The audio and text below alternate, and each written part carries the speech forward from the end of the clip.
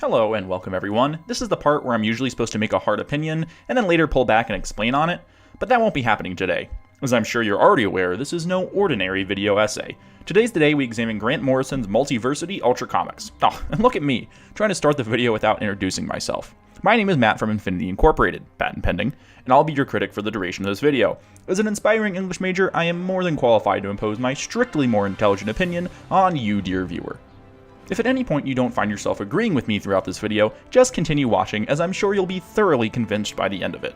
I do not recommend attempting to stop watching this video at any point.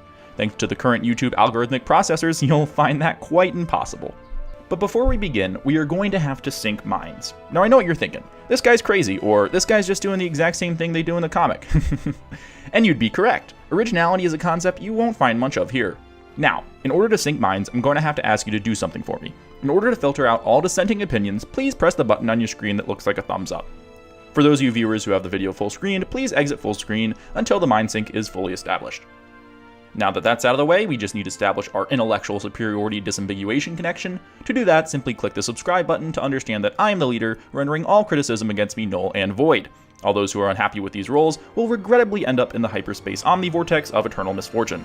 I believe they call it the comment section these days. Great, now that all that's taken care of, hold on. It appears that some of the people currently watching this video have not established their mind sync yet. Just a second, and there we go. Those viewers have currently been deleted from this video. Now that we're all together, let's get on to this review. But before we can begin, allow me to thank our sponsor. Oh, what was that? Oh, okay, I'm being told that we no longer have a sponsor. Sorry about that. And a quick reminder, this video is also made in collaboration with the Memesmiths of Earth Prime, working tirelessly to create new and interesting heroes for you and me to subsequently tear into tiny little pieces. We start our humble journey, dear viewer, with everyone's favorite hero, Ultra. Actually, my data shows that he is not everyone's favorite hero, he is 7 people's favorite hero. Most humans average him at their 257th favorite hero, right below Arm Fall Off Boy, and right above Tom King's version of Batman. Sorry, Ultra, but I mean, you're no Man of Steel. Anyway, Ultra starts the book by warning the reader to turn away. Apparently this comic book is a trap that triggers the Oblivion Machine. Sure sounds dark, huh? Don't worry though, let's forget about Ultra and turn to the next page. Here we see a man in a suit playing Dora the Explorer with the reader. Except he doesn't have boots with him, and he's secretly an interdimensional bat demon. Which is actually not the first one we talked about, by the way. Go check out my Barbados video. Transition to a group of memesmiths working on our boy. And, oh, there he is. Ladies and gentlemen, I present to you, Ultra. Oh, and what's that? You're looking for a little bit of analysis? Well, if you look really closely, you can see the pink, blue, and yellow tubes. These actually represent the color of the comic printer that go into bringing our boy Ultra to life. Just like in the Coyote Gospel, which you can go check out our video on. And what's that? Oh look, Ultra's waking up. Okay, time to give him a nice origin story. Unlike a character like Hawkman, who you can go check out in my Hawkman Talk, where I talk about Hawkman Talks in my Hawkman account. Turn your attention to the orange text boxes, and you can barely make out that these are actually meta jokes. Oh, and also this is a comic, so you can go check out my video where I talk about comics, which is all of them. But don't worry, I'm sure the YouTube feed will give you something to watch after this thing. Now the story has got to do a little something, so how about we get a little post-apocalyptic, yeah? That's better. Now, the rest of the plot is pretty straightforward.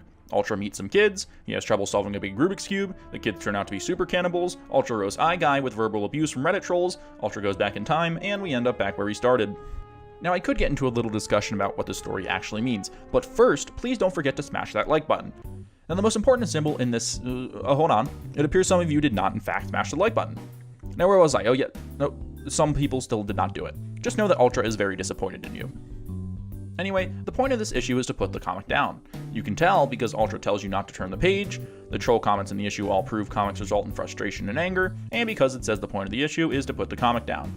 You see, comics are a huge waste of time. Think about it.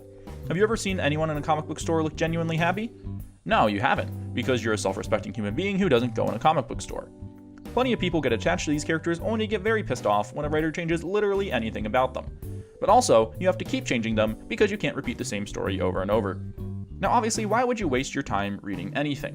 Well, for the purposes of this video, it's to try and find some meaning in an ultimately low form of art. You see, we, my friend, are the ones who impose meaning onto this issue, and I'm sure there are plenty of other videos on this website that you can watch to increase your intellect. Smash like if you agree. Remember, you can never enjoy anything for what it is. It's always better to superimpose your theory onto the piece of art. That's the key to success. Now, as we part ways at the end of our journey here, know that we will certainly miss you. You should have learned from this video the main characters, important themes, central conflicts, key ideas, important quotes, color of Ultra's shirt, the name of the letter, and the color of Ultra's toothbrush. Thank you so much for your tour of Infinity Incorporated today.